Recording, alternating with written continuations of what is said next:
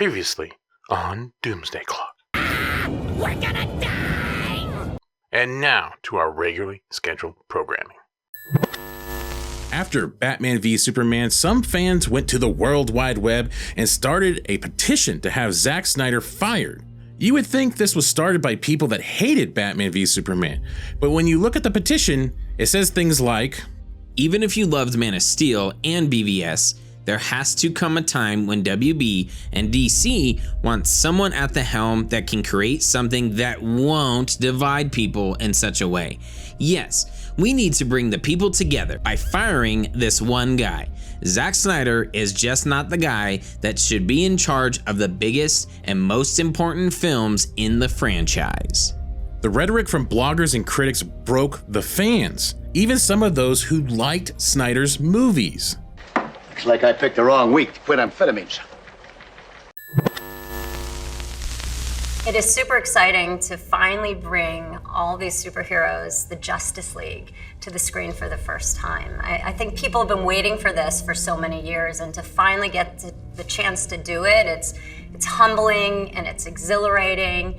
And I think sometimes you just walk on set and you can't believe that you're here actually doing it and filming this. In April of 2016, Josstice League would begin filming. In very rare form, WB and Snyder would invite bloggers and critics for a set visit in June of 2016. This was unusual because previous DC movies have been held under lock and key. Even more rare was the embargo would be lifted the next day. WB was blindsided by the response to Batman v Superman, and Kevin Tsujihara was really pissed about the damage to the brand.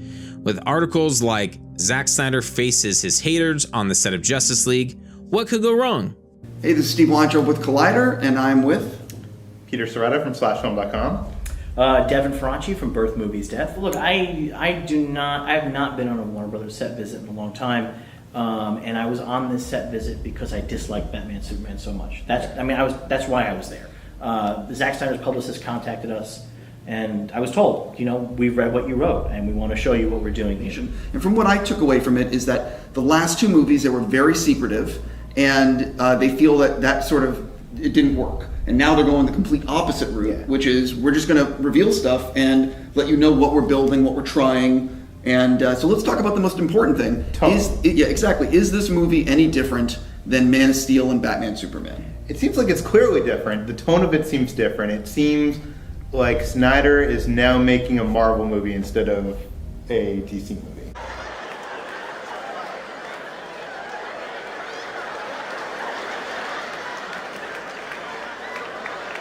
Some fans would take this as a positive. WB and Snyder were supposedly listening to the fans, while others would look at it as WB bending the knee to the critics. During the set visit, Snyder would give his thoughts on the reaction to Batman v Superman. When Batman v Superman came out, I was like, wow, okay, oof, admitted Snyder. It did catch me off guard. I have had to, in my mind, make an adjustment. I do think that the tone of Justice League has changed because of what the fans have said. Also, Deborah Snyder would talk about the tone shift for Justice League. Every film is a learning experience. The main thing we learned, I think, people don't like to see their heroes deconstructed. Snyder went as far as to promise Justice League would be a totally different movie. The PR rainbow WB wanted to present was in full swing.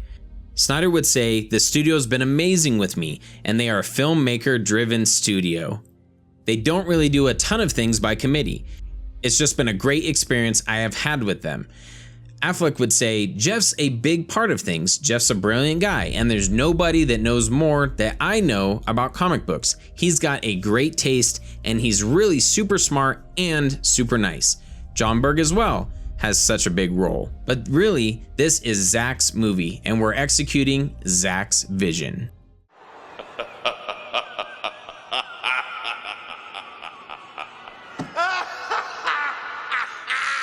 And just look how happy he is. But really, behind the scenes, Snyder and Chris Terrio had already finished the script for Justice League before Batman v Superman hit theaters. Look, when this movie came out, understand that we had written,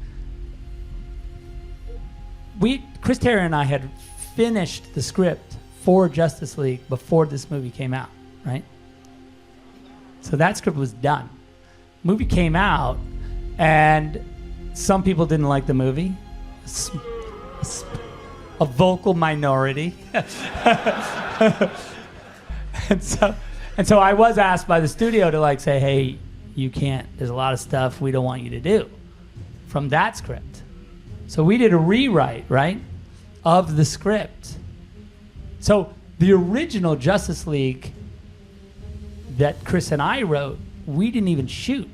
I mean, there's a lot of it that we shot, but the actual idea, the hard idea, the scary idea, we never filmed because the studio was like, that's crazy. And we were so insecure at the time after this movie came out, we were just like, I guess it is crazy. Like, we're fucking nuts. Like, what are we, there's gonna be mass hysteria in the streets if we film this. And Warner Brothers then chairman and CEO Kevin Tsujihara did assign watchdogs in the form of DC Entertainment creative chief Jeff Johns and Warner Brothers co-production head John Berg. The etiquette was clear. At least one of them had to be on set every day. In a recent article, Berg would reflect on his role in the Justice League production. It was really tricky and not a position that I loved, to be honest. I tried to be forthright about what I thought creatively. My job was to try to mediate between a creator whose vision is instinctively dark and a studio that perceived rightly or wrong that the fans wanted something lighter. I was respectful of the director and didn't pursue things that were coming at me from the corporate side that I thought weren't in line with what would make the best movie. Snyder knew why Johns and Berg were on set. You could say babysit. It didn't bother me too much because they weren't that threatening. I just felt the ideas they did have, where they were trying to inject humor and stuff like that, it wasn't anything that was too outrageous. Snyder recently said the original plan was absolutely being twisted during production. You know, I was there to fight them. Even though there was pressure on me to make it funnier and lighten it, I would persist as much as I could to keep the tone as much as I could. I added a bunch of things for them. I was always careful to make sure I covered things both ways so that I didn't affect the movie story-wise. It was my hope that in post-production, I'd be able to force my will upon them. October of 2016, Justice League would wrap principal photography.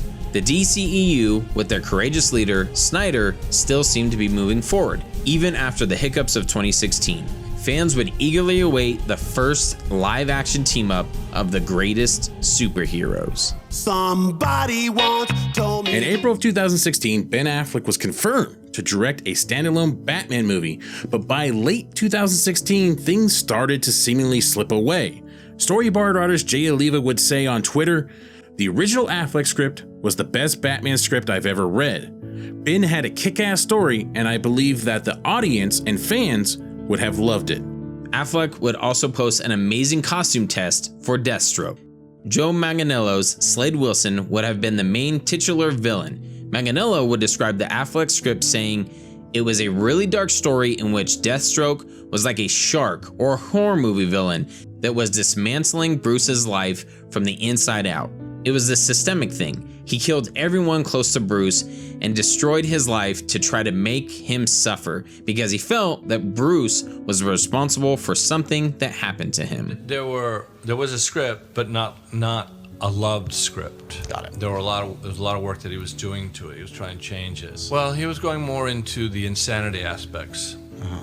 So I think you would have seen something a little darker than what we've seen in the past, and more into the individual, who's inside Batman. Right. What element may be sane and what element actually may not be sane. So he was entering into a little more of the Arkham. It's like, he's going into where you keep everyone who's bad, everyone that's shifted, and Batman. So that whole aspect was it was very fascinating. Yeah. It was to go to the darker side of Batman. Yeah, I'm a comic book geek, as you can imagine. Yeah. We've never really seen Arkham Asylum. No, and that's where we were going. That would have been cool. It was like, and you'd read it and go like, oh, and it's like, so I was very, very interested in that one. Yeah. Which set up a meeting between Ben Affleck and I. And Ben told me, "You're the only person I'm meeting with." And we had a discussion. We watched the Tim Miller video, the Tim Miller piece that got him Deadpool. Yeah. Yeah, he made that like Arkham Origins Deathstroke versus Batman video. Ben and I we talked about that a lot, and how that was going to relate to the action sequences, and we talked specifically about one big action piece and what that was going to entail. Ben Affleck was Snyder's biggest supporter behind the scenes, and watching WB executives little by little dismantle the story arc he was so excited for, and with the added pressure from the media.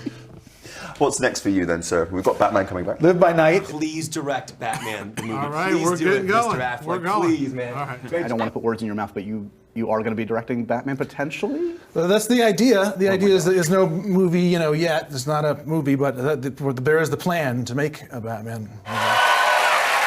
It's one of those things that's really frustrating because, like, with Live by Night, it took me a year and a half to write it and get it ready, and I worked really hard, and it's just nobody gave a No one was like, where's Live by Night? Right, yeah, right. It was Batman. I keep on getting, they're like, where's the Batman? I'm like, bro, I'm working. Executives playing armchair director demanding changes to his script.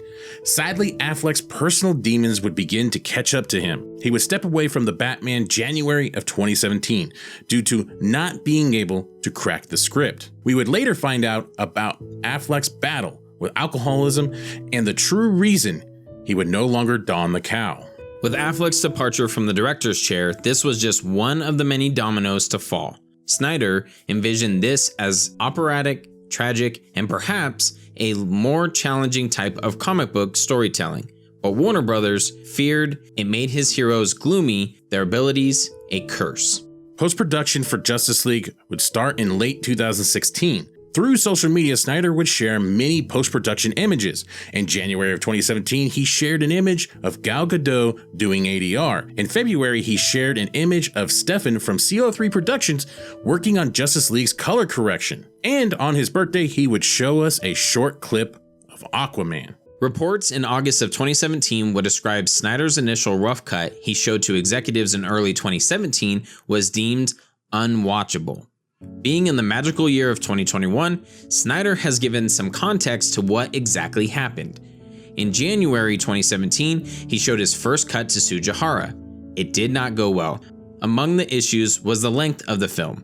There was a mandate from Sujihara that the movie be 2 hours long. That order had a paradoxical impact because it meant eliminating much of the heart and humor the studio also wanted, like a comical romantic subplot between Ezra Miller's Flash and Kiersey Clemens' Iris West. And I remember you had said at the time when you were first working on Justice League, the studio mandate note was to cut it down to 2 hours, I believe, is the feedback. Yeah, exactly. Yeah, they wanted it to be exactly 2 hours. I remember going, well, Batman v Superman, especially the Ultimate Edition, is just about 3 hours.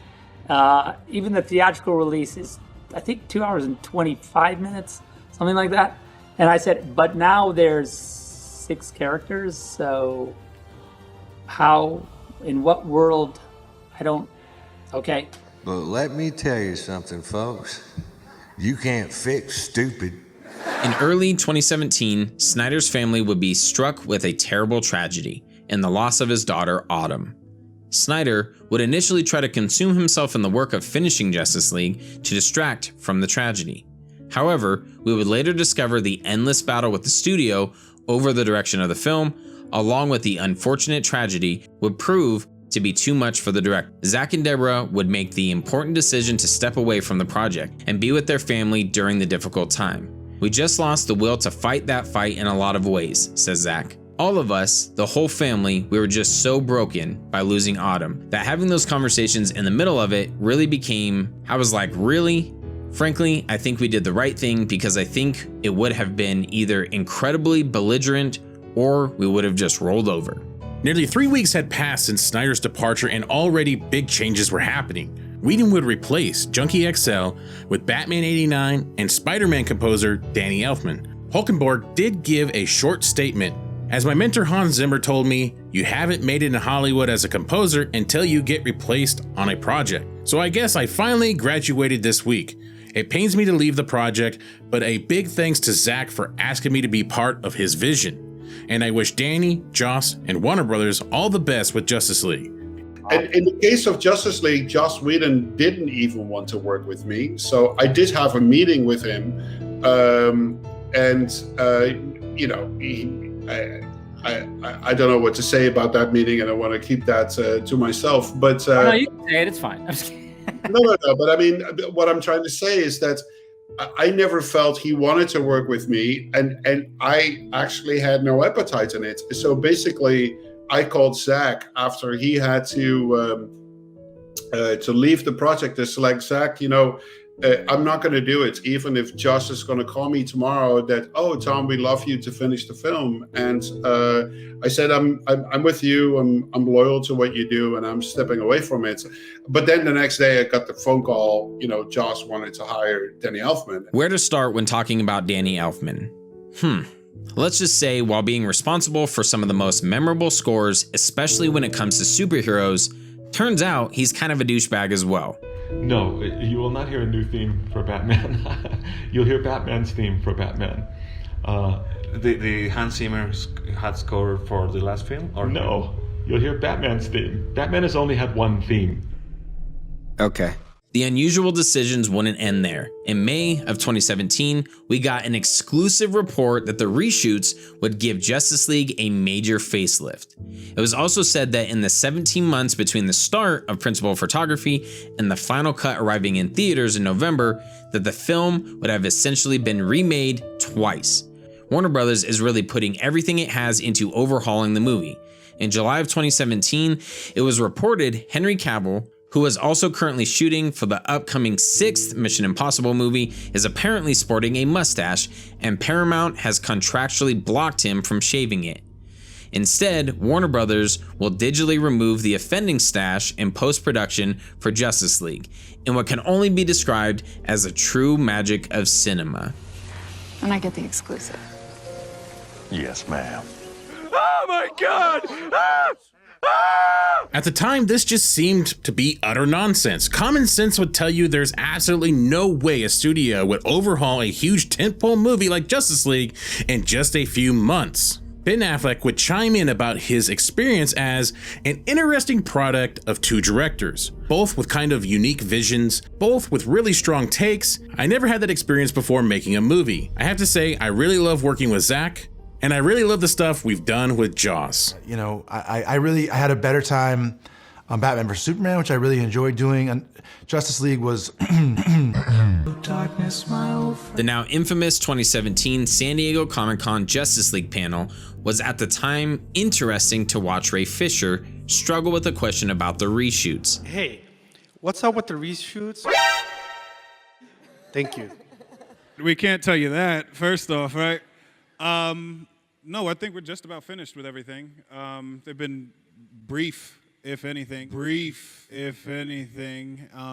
But yeah, I mean, Joss is a great guy, and Zack picked a good person to come in and clean up and finish up for him. Tell me lies, tell me sweet little lies.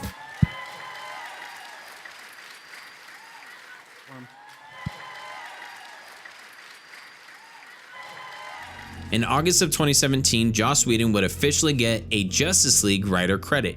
With the countless reports, the writer's credit, and the odd reactions by the cast, the evidence couldn't be any more clear. Fans were so desperate to believe the DCEU was strong and Snyder's vision was going to be intact, a lot of us would ignore these now very obvious red flags. The negative press surrounding Batman v Superman and Snyder would leave some fans saying, never again. We did the same thing on this very channel. But a lot of the actors and people involved in the universe there have been coming out saying this is Zack Snyder's movie. No matter what they've been saying, that Joss Whedon has a writer's credit and that he's written 90% of the movie and changed everything in a couple months, it's really Zack Snyder's movie. I don't know. There's just a lot of different people talking about different things. There's an old saying in Tennessee, I know it's in Texas, probably in Tennessee, that says, fool me once, shame on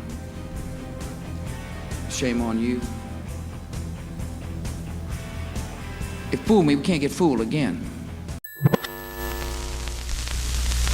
The one bit of positive news for DC fans would come in June of 2017, when Wonder Woman would finally hit theaters. Wonder Woman wouldn't have as many false starts as Batman and Superman. The more known attempts to bring Diana Prince to the big screen was the much criticized Joss Whedon script, and of course George Miller's scrapped Justice League Mortals, which had Australian model Megan Gale cast as Diana. Patty Jenkins' Wonder Woman was quite different from the Wonder Woman that was initially conceived very early on. The original timeline would have been set in 1854 during the Crimean War. A war-weary Diana who would chase Ares across the battlefields of the world and had yet to meet Steve, who would help her restore her faith in mankind and love itself. Michelle MacLaren was attached to direct, but left due to, you guessed it, creative differences. MacLaren envisioned Wonder Woman as an epic origin tale in the vein of Braveheart. Screenwriter Allan Heinberg would be a key component to evolve the Wonder Woman script into the movie we saw in 2017. Wonder Woman was about a year into development, and I didn't ask a lot of questions about it because I frankly didn't want to know. And then he called and said, we've hit a wall. This was after about a year of development. And Zack Snyder really wants to sort of like go back to the beginning with the character and the fundamentals. And he wanted to get his team together with Jeff's team and like really talk about core character concepts. We sit down and he starts pitching me where they are with the movie. And it's. So he's pitching you. He's pitching me. He's saying, dude, here's where we are. He dudes me. He's saying, dude, here's where we are. And he's very like this. I said, there's really only one essential Wonder Woman story, and then it gets harder to tell stories about her after you've told that story. And that's the origin story, and it's a fish out of water story. So I said to Zack, and I later got in trouble for it on the internet for talking about this, but what I said to Zack is, to me, it's The Little Mermaid. It's a really emotional story about a young woman who's grown up in this very closed world, something a lot of us can relate to, wanting to go out on her own and try to be herself and a good person and live up to her parent, make her mom proud. So I tell this story to Zack, and Zack is like, I can tell that I approach things differently, I guess, Zack's movies are very, they're not emotional, primarily emotional, and I tend to approach things in a primarily emotional way. So I didn't expect Zack to respond necessarily, but I was there to eat my chicken and save my piece and go. And at the end of the night, and Zack's people pushed back, and I think they really were trying to protect him and protect all the work they had done. And then we walk out to the parking lot after about 2.5 hours, 3 hours, and Zack is like, so what are you doing tomorrow? And I was like, well, Scandal, what's going on? And he's like, well, do you think you could be here by 7:15? And I was like, for what exactly? And he's like, dude, we're gonna do your movie. And I was like, what? And he's like, yeah, let's do that. We should do that. Like, I'll get whiteboards, it'll be you and me and Jeff, and we'll just like re-break the movie from scratch. Zack pitches Monday, they greenlight this movie that we've just rebroken over 3 days. He says, dude, now you have to write the treatment. I'm like, I'm full-time on Scandal, dude, I can't. So he's like, you can do it, I know you can do it. And Zack is awesome. Like, when he looks at you with his surfery eyes and like his tattoos, and he tells you can do it. No one talks to me that way. Okay, if Zack thinks I can do it, I can do it. That got approved. You're writing the script. And I said no, because they needed it in no time. The movie had a release date. Like, we're now up against it. Like, Michelle MacLaren is scouting locations. That's who was directing the movie at that time. That is a profound change from the way that, and I was convinced that Zack, because of that hasn't been what he's done up until now. Like, Zack is a hero to me for championing this vision of this movie. And then when we lost Michelle, who wanted to make a different movie, Patty Jenkins got involved and really embraced it and took it to the next level. Yeah. And I mean, she's just an incredible human. Wonder Woman's success was such a moment of relief for DC fans. WB's reputation of meddling with DC directors had become almost its own topic. In interviews, Jenkins would be peppered with questions like, are you going to have an extended cut too? How bad were the reshoots? Any problems with studio executives? Oh shit, here we go again. At the time, Jenkins was adamant that the movie was her movie. Well, that's only partly true. Whereas the finale to the first film is more of this epic battle with lots of visual effects. So was it a conscious choice to pare things down this time around and make the third act more personal? that the original end of the first movie was also smaller, but the studio made me change it at the last minute. And so that's always been a little bit of a bummer that's the one thing people talk about, because I agreed and I told the studio we didn't have time to do it, but it was what it was. And I ended up loving it, but that was not the original ending of the movie. Shocker, WB executives would be heavily involved in probably the most criticized part of the movie. Seriously, you can't make this shit up. They're the Bizarro Midas. Everything they touch turns to crap. Many fans were befuddled by the ending. In Batman v Superman, Diana says this to Bruce. 100 years ago, I walked away from mankind. From a century of horrors. But at the end of Wonder Woman, you really don't get that payoff to that line. Well, it turns out the studio was already in the process of de-Snydering things. When asked about this, Gal Gadot gave this answer. We realized that actually, there is no way that Wonder Woman will ever give up on mankind. The reason why she left the island was because she wanted to make their life better and safer. They are her calling. So I'm giving you a very honest answer. Sometimes in the creative process, you establish something that is not necessarily the right decision, but then you can always correct it and change it. So Wonder Woman will always be there as far as she's concerned for mankind. This was a clear retcon, and as fans, we should just forget it ever happened. And it's gone. Where to start when it comes to the trailers? With hindsight, it all seems so obvious. WB was showing us firsthand how much they planned to de-Snyder this movie, but naively, some of us just thought it was the evolution of the film. It's still Snyder's vision. He handpicked Whedon, even down to the final trailer, which was released in October. Fucking October! It would show you moments like,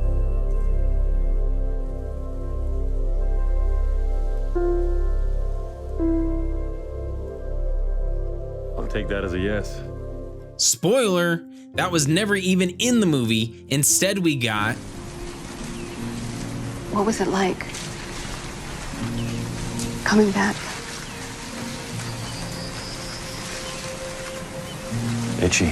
What the hell is wrong with you people? the 2017 San Diego Comic-Con would be the perfect example of the Frankenstein balls of a movie this was going to be. Shoehorned reshoots placed near the end of the trailer. On a kind of positive note, these boneheaded decisions would give fans a glimpse into the fuckery behind the scenes. We could ask, why isn't this in the movie? Where did this go? Why were these scenes altered so much? I hate you, Trevor. Despite the turbulent production of Justice League, we would finally get some of the biggest heroes in pop culture sharing the screen for the first time. Justice League would hit theaters November 17th, and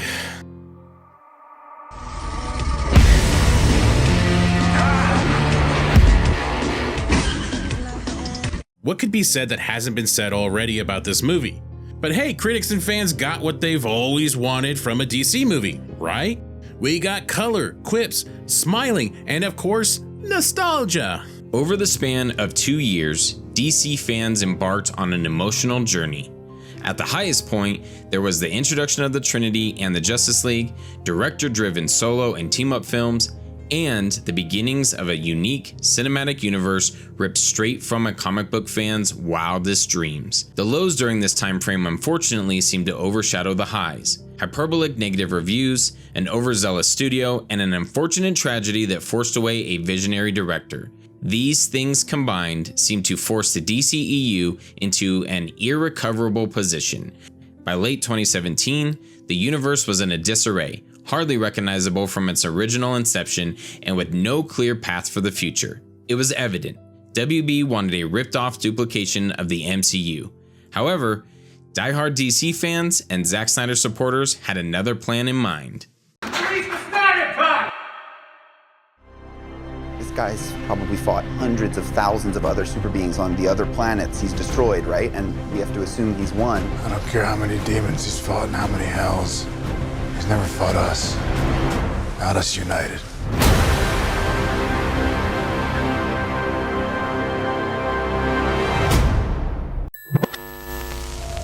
We live in a society where honor is a distant memory. Isn't that right? Batman.